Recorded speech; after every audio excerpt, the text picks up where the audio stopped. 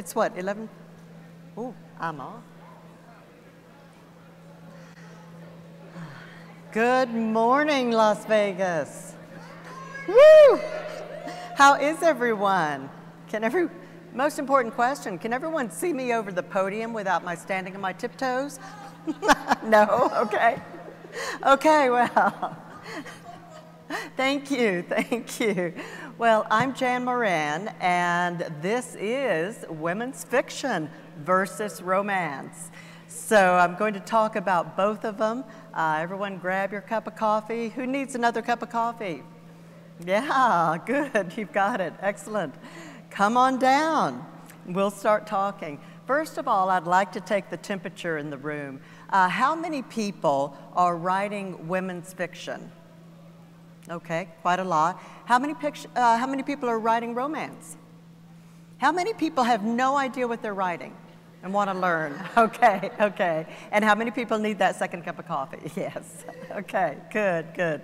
Well, let's get started. I'm Jan Moran, and I write primarily women's fiction, but I've also written romance. I didn't realize I was writing it at the time.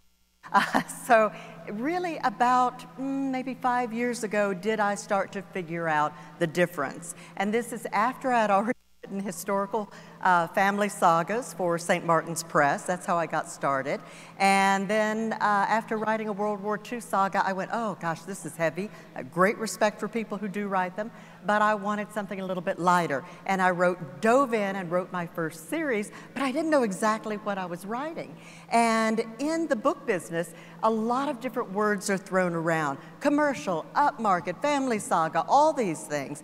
And I had a really hard time figuring out, well, where do I fit in? I know what kind of story I want to write, but where do I fit in? So since then, I've written 25 books. I've made a number of USA Today bestseller lists, 9 who's counting, and 2 that I know of, Wall Street Journal lists. That was only when I figured out how to check the list. So it helps to have a subscription. Anyway, on we go. So let's see, women's fiction versus romance. We're going to figure it out. You can take notes if you want, but also I'm going to have a link at the end where you can get them. But I think, does Craig also have this on Facebook? There might be a place to get these slides. So you can take notes, pictures if you want, but also know there's a place to get them. So what is women's fiction versus romance? Most people know what romance is. It's a central love story, it's emotionally satisfying, and it has an optimistic ending. We hope, right? I hope your romance does. Anyway, that's for later. It could have any tone or style, be set in any place or period, and have varying levels of sensuality, ranging from sweet to extremely hot, spicy. So we'll have more of that. It can range from Christian romance to Bridgerton, for example. Next up, according to the RWA, the Romance Writers Association of America, female readers represent 82%, male readers 18%. And what's interesting that I found in my work is that a lot of times a wife will read it and then her husband reads it. So I get these really cute joint videos from couples who've read my books. I just love it. Then they're playing the parts. It's really fun. So I love that. You get to know your readers very well in this. Romance is also known as romantic fiction. You might hear that term. And that can be the budding relationship between two people. This is coming from the RNA, which the Romance Novelist Association of the UK. So they expand it a little bit. They say the budding romance as part of the hero or heroine's journey could be a long-standing relationship, weathering storms, an escape from life's harder moments. I think that has been very popular these last few years during the pandemic times, and of course, a hope for a brighter tomorrow. But what is women's fiction? Well, it's a broad category, and it has shifting boundaries, and we're going to see that it goes by a lot of different names. It's an umbrella term. It's women-centered, usually, and these are books that focus on the life experience, So it could have romantic elements, but it also focuses more on the emotional journey. And that's what you're going to hear throughout this presentation. Also, it's primarily marketed to female readers. So, women's fiction, also from the RWA. What is women's fiction? They describe it as a commercial novel about a woman on the brink of life change and personal growth. So many of the women's fiction's novels start with a woman at crossroads or with something unexpected happening in her life. The journey details the emotional reflection, action that transforms, and that's a key word, transforms her and her relationships, and hopefully includes an upbeat ending. Now, in a moment, we're going to see that that's not strictly necessary. So far, how many are confused still? Anyone figuring this out? Okay, not many hands yet. How many still need that second cup of coffee? Yes, yes. Okay, so just to be clear about this, you might also hear a term called women's writing. And women's writing refers more to literature that is being written by women, not necessarily for women, but written by women, high literature with an emphasis on language and experience. So women's fiction, the genres are not precise, and there's plenty of overlap in this. And they can be series, they can be standalone. What determines it could be the mood, the style, the plot, but especially the characters and the deeper characterization. So another definition of women's fiction. One, it's fiction with a female lead. It's about the woman's journey, often deals with inner struggles, and an HEA, a happily ever after, is not necessarily required. So romantic feelings and relationships do exist in a lot of different genres, but it doesn't necessarily make it a romance. So women's fiction can also include darker tropes. So if you're writing things about perhaps serious illnesses, issues of abuse, these all have a place in women's fiction. Let's look at Hollywood. So Hollywood has something called the Bechdel test. And they're often looking at what's the difference between women's fiction, romance. Where does this fit? Is this a Hallmark style movie? Where does it fit? So the Bechdel test, which was coined by cartoonist Alison Bechdel, wow, almost 40 years ago, is a test for women's fiction versus romance. And so she says, in women's fiction, first of all, it must have at least two named women who talk to each other about something other than a man. Now there are,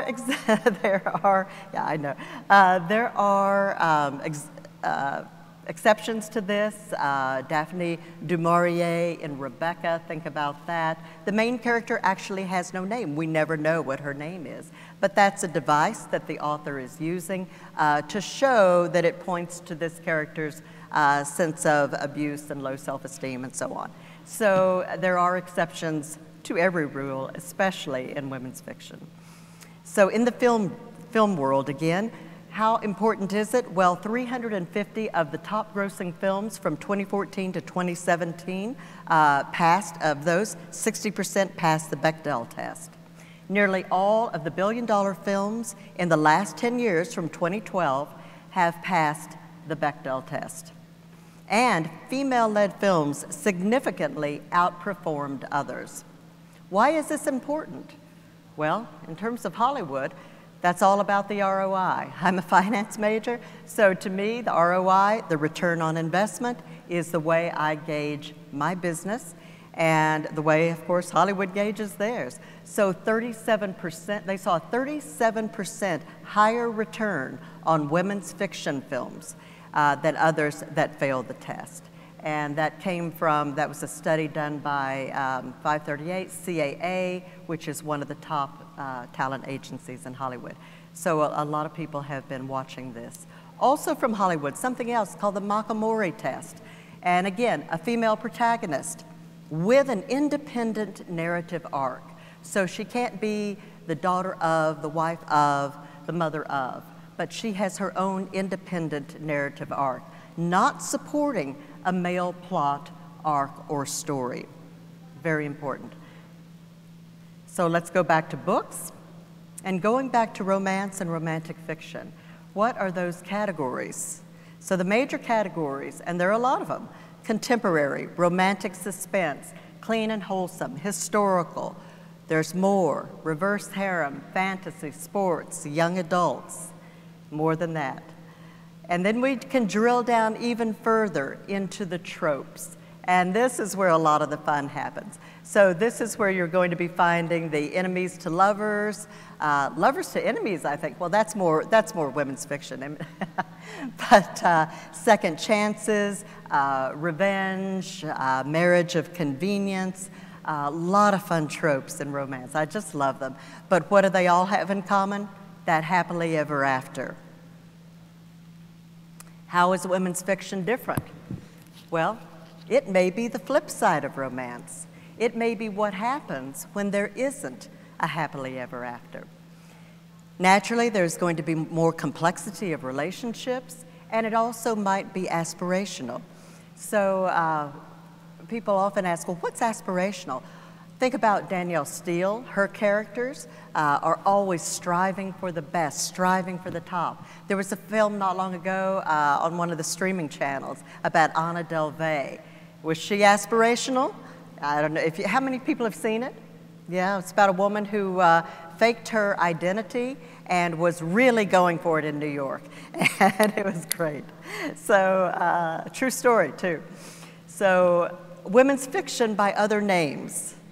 We often hear about, my agent would say to me, well, you're really writing this, you're really writing that. And it seemed like every publisher I spoke to, every agent I spoke to, other authors would say, oh, well, you're writing this. You're writing commercial fiction, or upmarket fiction, or mainstream fiction. How about book club fiction, or sagas? Maybe it's inspirational. Amazon keeps putting me in inspirational. I don't know why. Domestic drama. There's a lot of different monikers for women's fiction. But we're going to figure it out together. So, like romance, women's fiction has a lot of subgenres and tropes. The overarching is that they're dealing with deeper issues. There's more complexity in the story. You may find more minor characters, or supporting characters, I should say, that also have their own narrative arc. There are trigger subjects, and I noted that before. So it's an opportunity to explore a lot more topics outside of just the main romance. So in women's fiction, love, it may be there, but it may be extra, secondary, even non-existent. So what do I mean when I say non-existent? I mean things like circle of friends, buddy stories. Think about Thelma and Louise. Didn't exactly have an HEA, but maybe it had their version of an HEA as they sailed off the cliff in that convertible together. Some would argue that Gone with the Wind. Now, let's take a poll.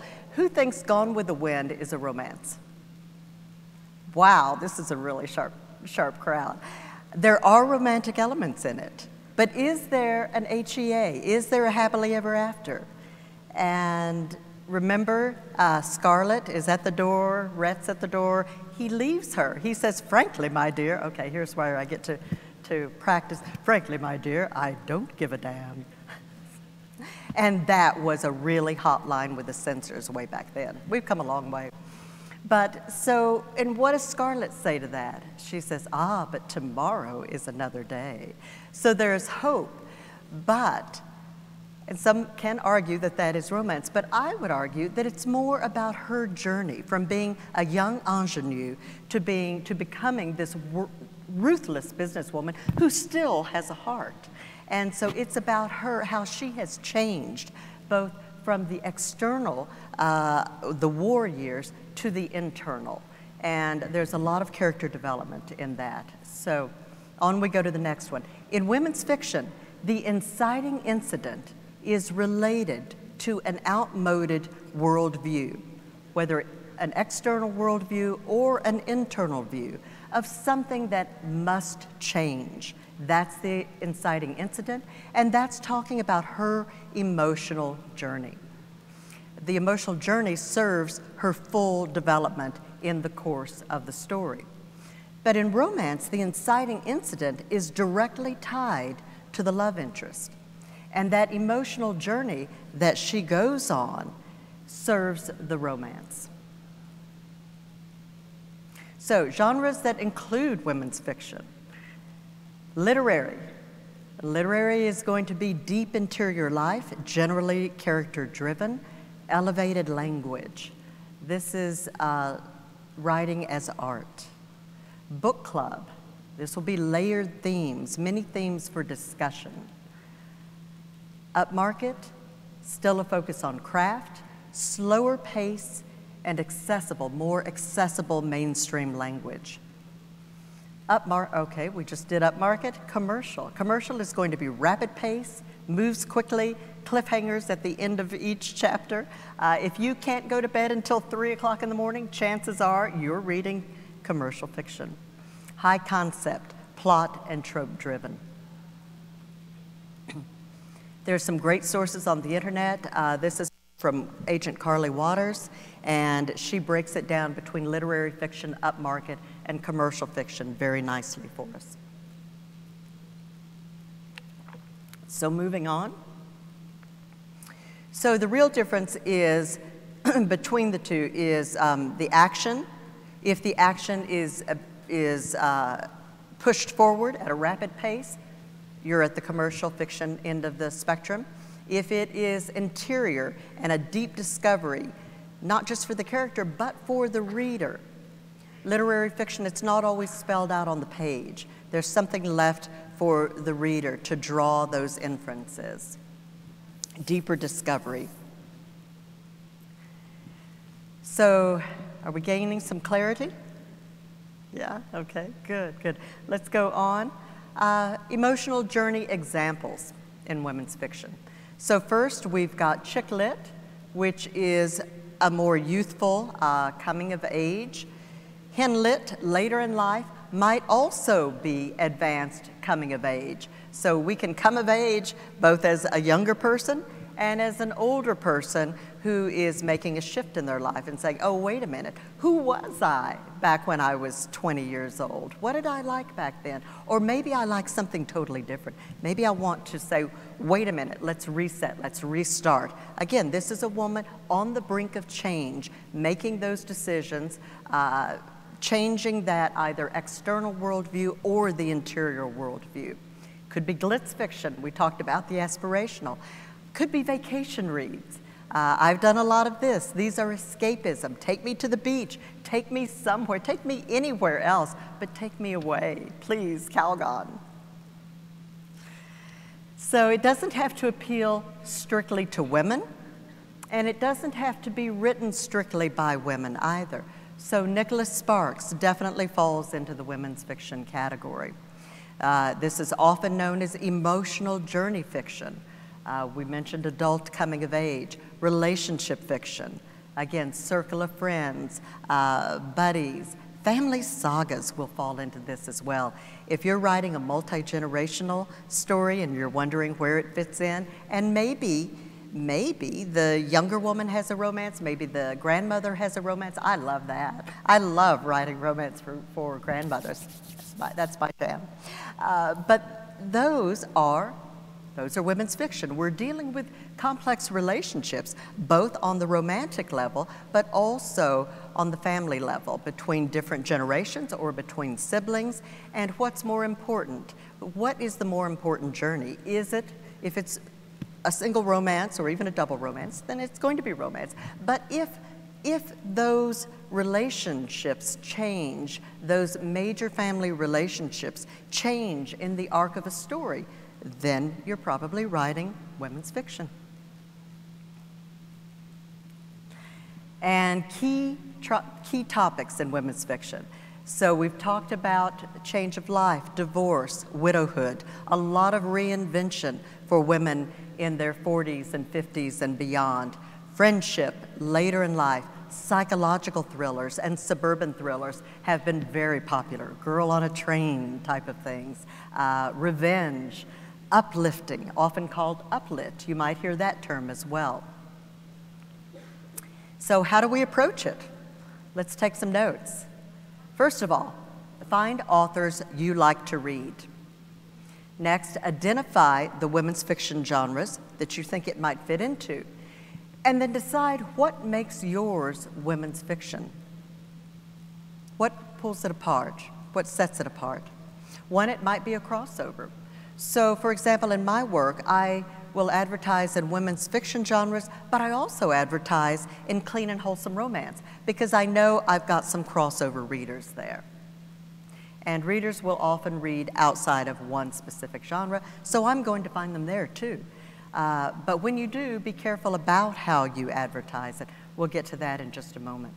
So your cover must be in sync with your subgenre. So in this one, if you take a look at these, they all have a similar vibe going on. So you want your work and your blurb to be similar, but not exactly the same. You want to brand yourself. So when readers are looking, when they're looking for another read, when they're looking for another book to read, you want to make sure that when they see it, just in those 2 seconds that they see it, that they can say, yes, that's what I like to read. That's the kind of book I like to read. That's interesting.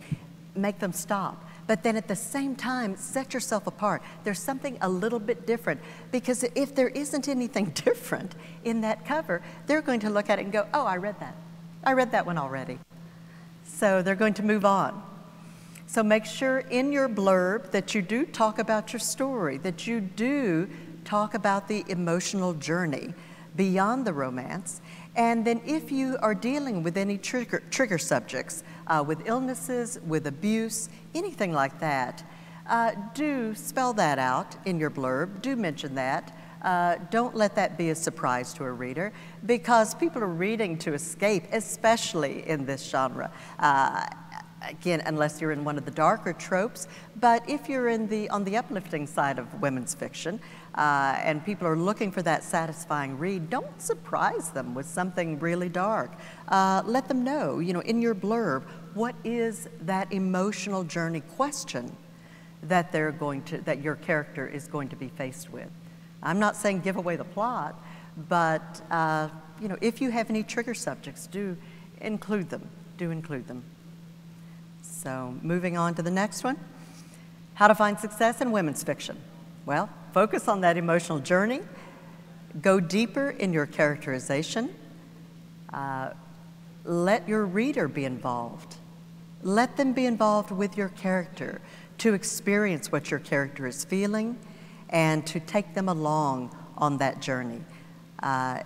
Your readers don't need to be spoon-fed, so let them be a part of it too.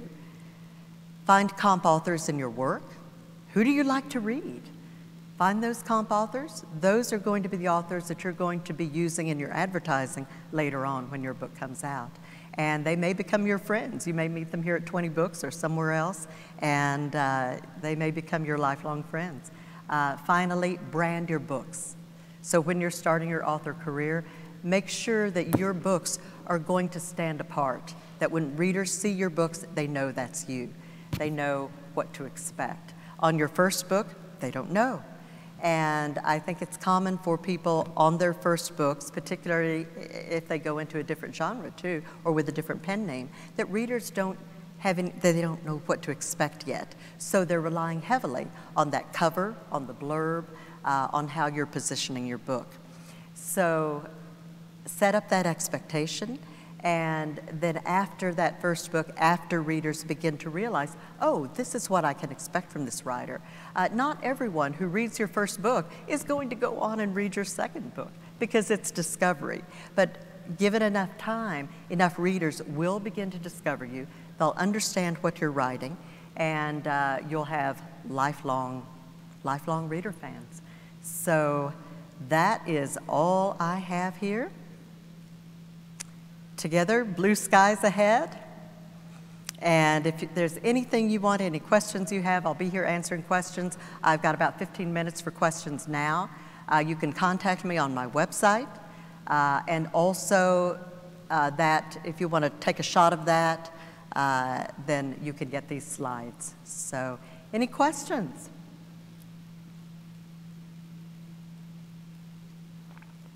Yes. So I wrote a romance as my first book, or I thought it was a romance. And then once I started pushing it and publishing it, a lot of the readers were saying, like, I really liked this story, but it didn't feel like a romance to me. It felt more like women's fiction, which is why I'm here. I know how to market to romance readers because I've been doing that as a narrator for years. But how do you market to women's fiction readers? Like, where do you find them? Yes. Well, what you want to do is to find your comp authors. So read widely in women's fiction. Find out who else is writing work like yours. What I suggest is that people find divided into two sections. One is your trad published authors, and two are your indie published authors. So you can advertise to your trad authors because there's a lot more traffic going to their books. So you can take that from Facebook to AMS ads, wherever you advertise. You can focus on those trad authors. On the Amazon AMS level, you can drill down and go down into the indie author area. But that's where you're going to find them. Just find your comp authors and advertise against them. You might have to change your cover. If your cover looks more romance than women's fiction, find out what are the trends in women's fiction covers, and can you do that? Yeah. I did the same thing. Ask people to come over to the microphone, ask a question. Sorry. No. They're not clear. Hi. Hi. This was helpful. When you showed the slide that had the books up there that had Abby Jimenez and Christine and Lauren and all that, are you saying that those are women's fiction or romance? I would have thought that more romance. And so that's my question. Like, what would you categorize Emily Henry and Christine Lauren? Yeah, there's some crossover there, and there's chick lit. Chick lit is one of those that can go into either category. It can be more women's fiction, but if the romance is the central element, then it's going to fall over on the romance side, contemporary romance side. So that's a new trend in covers. Actually, it's an old trend that's come back around. So whatever you're writing, again, look at your comp authors and see if you can fit in there, and you may see some crossover. You may be writing a mainstream, what's called mainstream romance, and there will be some crossover there. Since everyone's using that cover style with the hand-drawn or whatever you want, I don't know the name of that, but Illustrated. Illustrated, thank you, that's the word. Illustrated covers. How do you, like when she was saying, how do you find, like her book, would she do like if it's illustrated covers and they're both genres are using it, do you have any tips for that? Like how to find your audience or how to market? We are seeing a lot more of that, and so it started out in rom-com, and then now, and maybe young adult, and now we're seeing it going into women's fiction, so it's a trend. And again, look at those books that you think yours are most closely. Can you hear me? Okay. Yeah. Maybe I'm cutting in and out. Anyway, what you want to do is to align yourself with those authors, with readers. You want to attract the same readers who are reading that particular type of book. So in my case, I picked out about 3 specific authors. I said, I want their readers. And they were big trad authors. I said, I want their readers, because they're going to finish those books in a day or 2 days or a weekend, and then they need something else to read, right? And so then there's me, and that's what you want to do. So whether you feel like you fall more on the romance side or more on the women's fiction side, pick a lane, make that your primary lane, but know that you'll probably have some crossover readers too, so you may also want to be advertising to that in a subgenre. Okay, thank you. I know, murky as heck, right? That's why we're here. Hi. Could you talk a little bit about the crossover with women's fiction and psychological thrillers, and how those two interplay, and what are some elements that you would expect to see that had for both in the book? Right. not an expert on everything, first of all. So the psychological dramas have been really popular lately, suburban psychological dramas, that they grew out of women's fiction, and I think they have become their own very strong subgenre. So that's often what happens. Often what we see is that something will start as a subset of another larger genre, and then enough people will start piling on. If there's a breakout book and it becomes really popular, then of course all the trad publishers are going to be piling on and seeing what else they can publish that's like that. So there are going to be similar covers, similar story, or in the same vein, not exactly the same, of course, but in the same vein, and they're marketing them. If you like Girl on a Train, you're going to like this. So that's what to look for as well. Mm-hmm. In my first book, in the series, there was no romance at all. Now, as I continue the series, the character is going to fall in love, and there'll be some romance. But I found that I'm not really a romance author, and even just like the first kiss is like hard for me to write. Do you have any suggestions about how to learn, more romance writing if that's not your thing? Oh, sure, yeah. I'm the queen of the slow burn. It took 6 books to get a couple married. But there are other ways that you can show romance. It's not just the kissing, although the kissing is a lot of fun, but it's not just that. It can be, someone writes about butter. I think it's Theodora Taylor, right? And she writes about the butter, and a lot of it is about the touch. So it can be a look, or it can be a touch, or someone just lifting a strand of hair, tucking it behind a character's ears. I love that.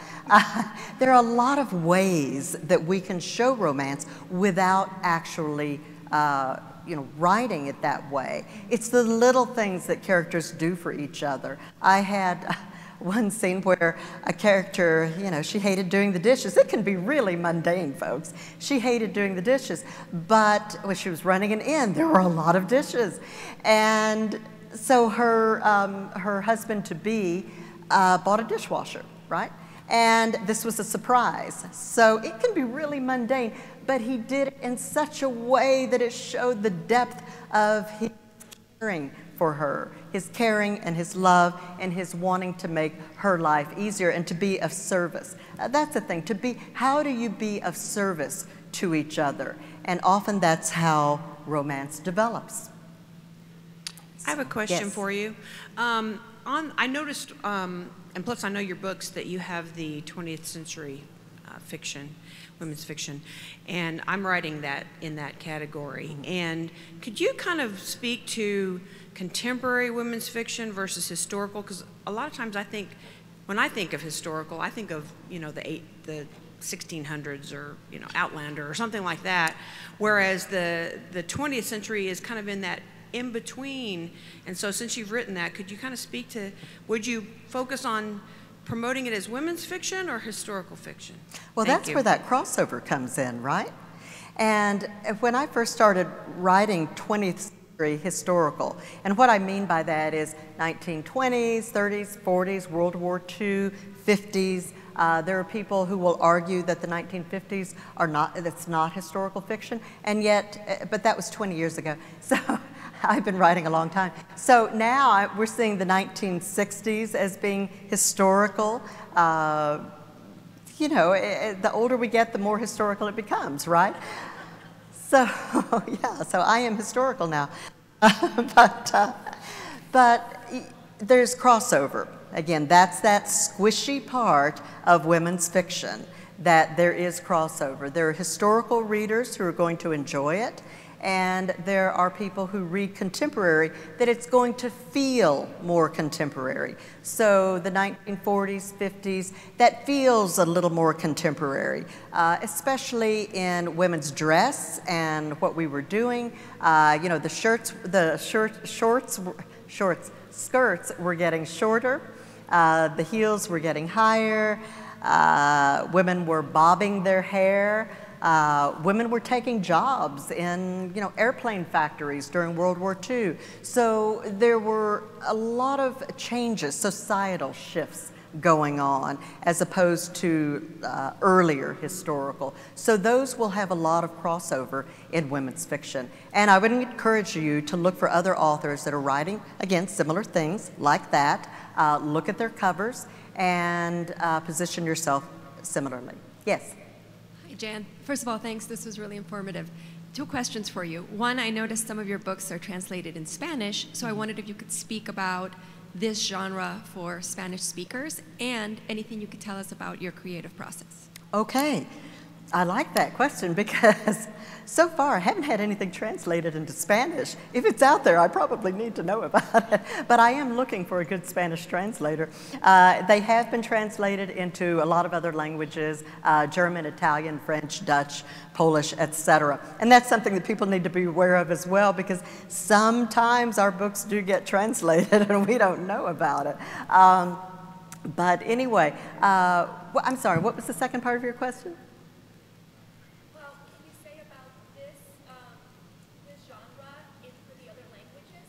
Oh, yes, yes. So and I've been having this conversation quite a lot lately because I am looking at translating more works, so aside from my historical fiction.